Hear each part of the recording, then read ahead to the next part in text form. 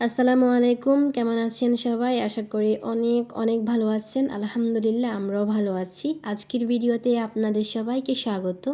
আজকে আমি আপনাদের সাথে শেয়ার করব ঈদ ব্লগ। কোরবানিটা আমার যেমন কেটেছে, সারাদিন কি করেছি সেই সব কিছু নিয়ে থাকছে আজকের এই ভিডিওটা। তাই অবশ্যই পুরো ভিডিওটা দেখবেন। আর হ্যাঁ, সবাইকে বাসি ঈদ মোবারক। আসলে আমি জানি ঈদ অনেক আগেই চলে গিয়েছে, তাই তো বললাম বাসি ঈদ মোবারক।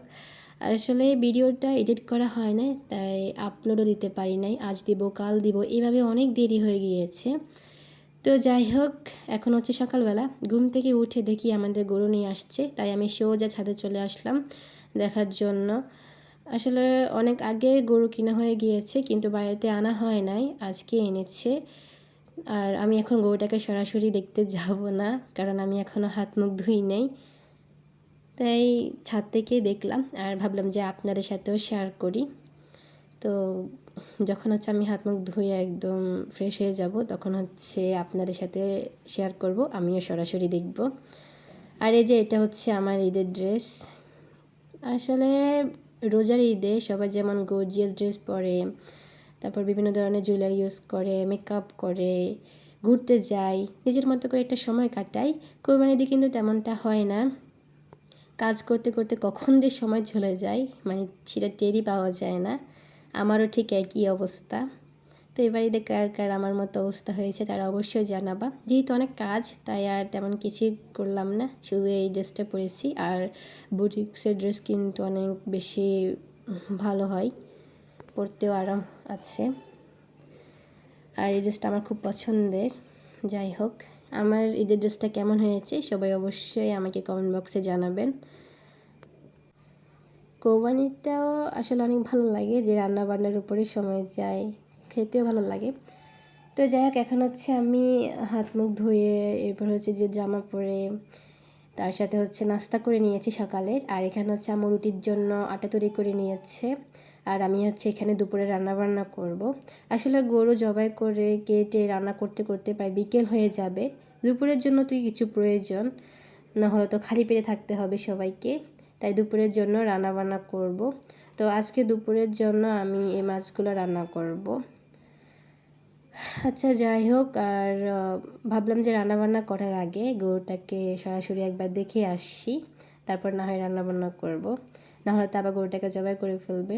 তো এই যে গরুটা কিন্তু মাশাআল্লাহ অনেক কিউট, মানে গরুটাকে দেখার পর আমার মনটা একদম মানে খুশি হয়ে গিয়েছে।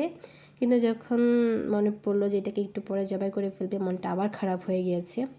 আর এই যে এখানে হচ্ছে আমি বাড়িতে আসার পর দেখি যে আকাশটা একদম অন্ধকার হয়ে গিয়েছে, মানে বৃষ্টি পড়বে, আল্লাহর রহমতে বৃষ্টি। তো বললো যে, সবাই বললো যে বৃষ্টি হওয়ার আগে আগে গরুটাকে জবাই করে ফেললে ভালো হবে। তাই এটাকে যেখানে জবাই করবে সেখানে এনে বেঁধে রেখেছে। আর আমি তো গরু জবাই করা একদমই দেখতে পাই না, আমার সহ্য হয় না। তাই এখনই আপনাদের সাথে একটু শেয়ার করলাম, আর আমিও দূর থেকে একটু দেখে নিলাম। তো যাই হোক, এই যে এখানে হচ্ছে আমি নিচে এসে রান্না বসিয়ে দিয়েছি। আমার মাছগুলো প্রায় হয়ে আসছে, একটু পর হচ্ছে আমি এটাকে নামিয়ে নেব। আর হচ্ছে পাশের চুলায় ভাত রান্না করতে দিয়েছি এই যে। আর আমি আসার পরই কিন্তু বৃষ্টি শুরু হয়ে গিয়েছে। আর এবার কোরবানি ঈদে কার কার জেলায় বৃষ্টি হয়েছে তারা অবশ্যই আমাকে কমেন্ট বক্সে জানাবেন। আর আমি হচ্ছে এখন রুটিগুলো বেলতেছে, অনেকগুলো রুটি, এটা মানে ধাপে ধাপে বেলতেছে আর কি। তো আমি এখন হচ্ছে যেহেতু মাছ রান্না হয়ে গিয়েছে, আমি এগুলোকে তৈরি করে নেব। রুটিগুলো বেলে এনে দিয়ে গেছে, আরও আছে, ওগুলো হচ্ছে আম্মু ইয়ে করতেছে আর কি।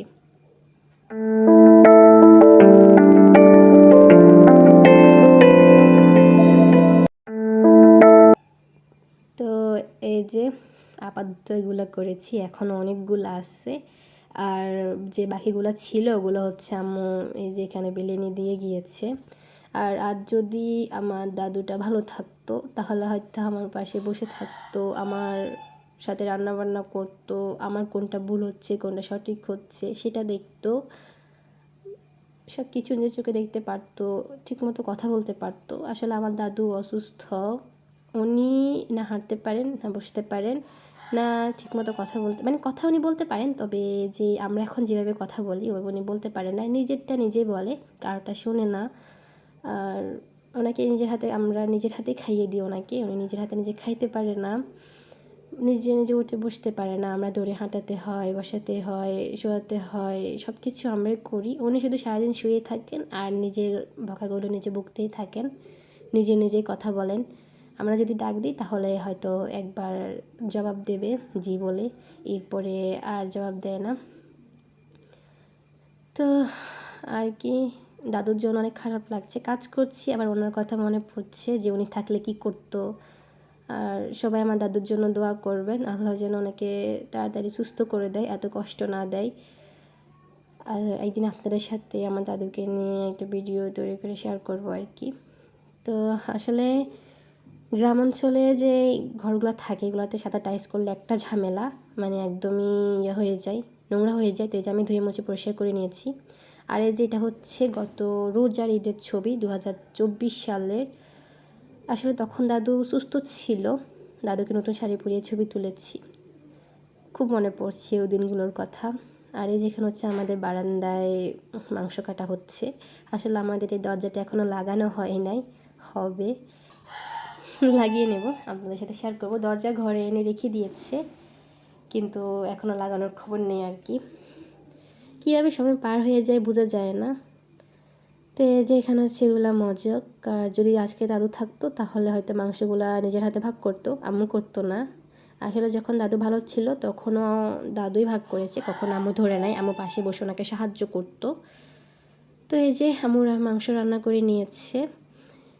আর অনেকজন হয়তো বলবেন যে এতটুকু না, আসলে এতটুকু না, অনেকগুলোই করেছে। এখানে হচ্ছে নিয়ে নিয়েছে কিছু খাওয়ার জন্য, আর বাকিগুলো হচ্ছে আরেকটা পাত্রেতে রেখেছে, যে এখানে রেখে দিয়েছে। এগুলা মানে কেউ ধরবে না, খাবেও না, কারণ এগুলো না হলে নষ্ট হয়ে যাবে। তো যাই হোক, এই যে দেখতে পাচ্ছেন একটা কিউট একটা বিড়াল, এটা আমার না, আমার এক ফ্যামিলির সদস্যর। খুব কিউট, ওরা ঢাকা থেকে আসছে, আমাদের বাড়িতে আসছিল, তাই ও সবার কোলে যায়, খুব কিউট লাগে ওকে। তো এটা আপনাদেরকে কেমন লেগেছে অবশ্যই জানাবেন। আর আমার কিন্তু বিড়াল অনেক পছন্দের একটা প্রাণী। তো এই যে আজকের ভিডিওটা এই পর্যন্তই। সবাই ভালো থাকবেন, সুস্থ থাকবেন। আল্লাহ হাফেজ, আসসালামু আলাইকুম, টাটা।